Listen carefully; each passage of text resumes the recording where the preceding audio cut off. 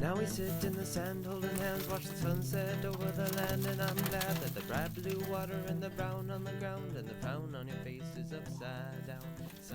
Hello and welcome to the new session of our online course about permaculture and community resilience. So today we will talk about composting and why composting is so important.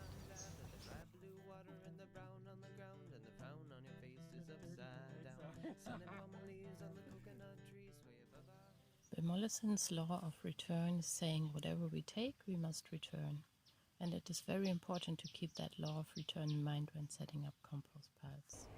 So what is this law actually saying when it comes to composting? It's saying, please take care of your own waste and return everything what is possible back to your ecosystem. That's what composting is doing. When you're composting, you're not creating additional fertility. That's really important to understand. You're accumulating organic matter and you're accumulating fertility and bringing it together at one spot. So it's like you're still creating fertility, but not creating additional fertility. Don't understand me wrong.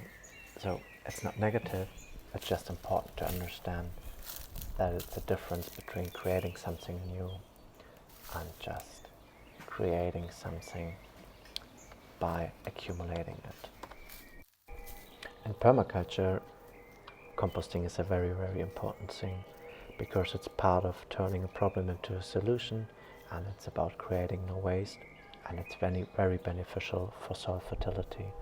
So it's just bringing a lot of different things together and combining most of the principles. Masanobu Fukuoka invented natural farming in the 1970s.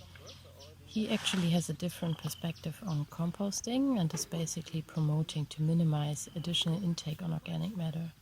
Instead, he preferred to work with green mulch and living ground cover plants, and keeping as much possible of the created organic matter on the growing spot. By doing so, he is mimicking the natural way of ecosystems to sustain soil fertility. I want to talk about the magic of compost. So, composting is following nature. It is mimicking a natural process, the decomposing of organic matter, and making it accessible in a more human-centered and designed environment. The decomposing process is harnessing micro and microorganisms that is happening on the forest floor. Healthy and rich forest soil is created out of fallen leaves, branches and dead trees in a slow and natural process. Decomposing is happening on your garden beds, compost piles and basically everywhere. In short, organic matter or dead plant parts are transformed into soil again and create a closed-loop system. Our work as a permaculture designer is to prevent energy from leaving the system before the basic needs of the whole system are satisfied. Composting is part on increasing independency from the outside system and taking responsibility for organic waste created within your ecosystem or permaculture project. Permaculture is looking for closed-loop systems, and composting is a perfect example to close the food loop. Composting helps you to circulate energy in your system as you reintroduce kitchen scraps back into the system while turning it into soil you are afterwards growing your next vegetable harvest out of. Besides taking responsibility and ownership of your waste, you are also increasing resilience, mitigating human impact on an ecosystem, and living with nature rather than against. The natural process of decomposing is very simple. It's all about managing the interdependency between carbon and nitrogen. You often find the term CN ratio, as well as managing water and air content. The feedback loops of a compost are very fast. If it starts smelling, it is very likely that you need to adjust water or air level. If it is getting too hot temperature-wise, you need to add more carbon material. If your compost is not taking on heat, you probably need to increase the nitrogen content to get it started. In short, you need to manage the 4 following components: carbon, nitrogen, water and oxygen. So there are a lot of ways of doing composting, and we will just show you a few examples how you can do composting, and then it's up to you to choose the right one for your home and your project.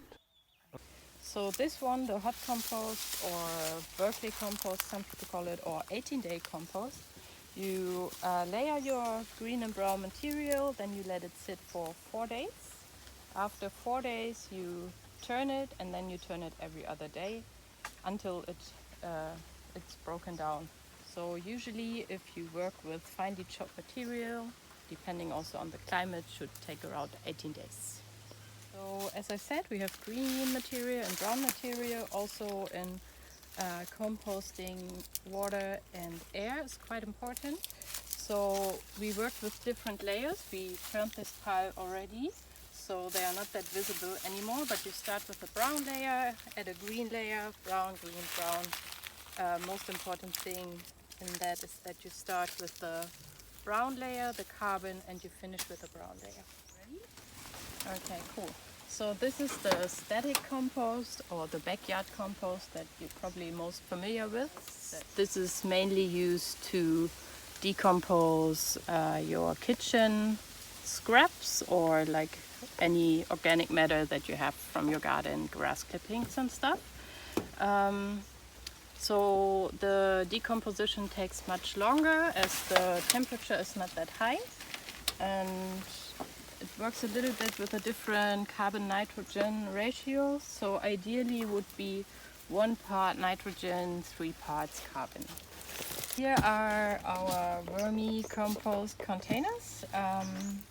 This is a very good composting method if you want to compost your food scraps mainly. Those ones in here are called red whistlers. Here's one, a tiny baby one. So actually they eat 2 to 3 times their body weight per day. Also they double their population in pretty much 2 or 3 months.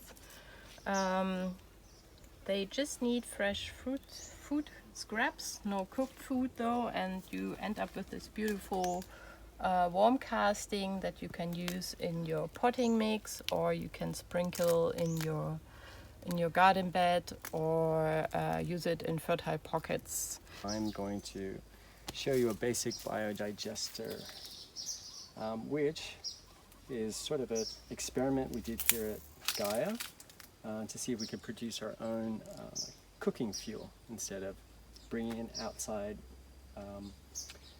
gas for our stoves. So if you want to come in closer, we're basically trying to utilize our waste, which drains itself down into the first chamber, which has another pipe leading into the second chamber, third chamber, and fourth chamber, and finally the glass jar. So these act as further filtration systems for 3 key processes, and the end product coming out of this jar through this hose is CH4, which you can burn as fuel. Finally out this hose into the jar, and then out there where we can connect this to a stove. That's the theory anyway.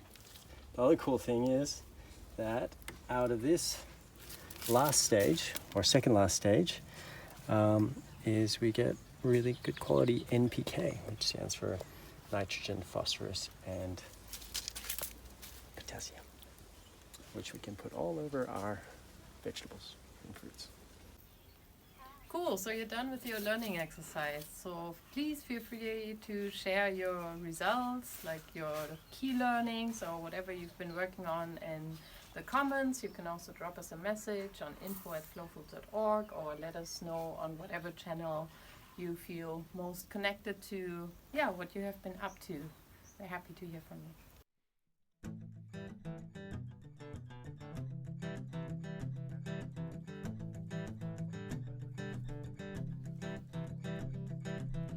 Hello, early morning sunshine, shining in through the shutters of my window. Well, I'm glad I can see you again. It's been a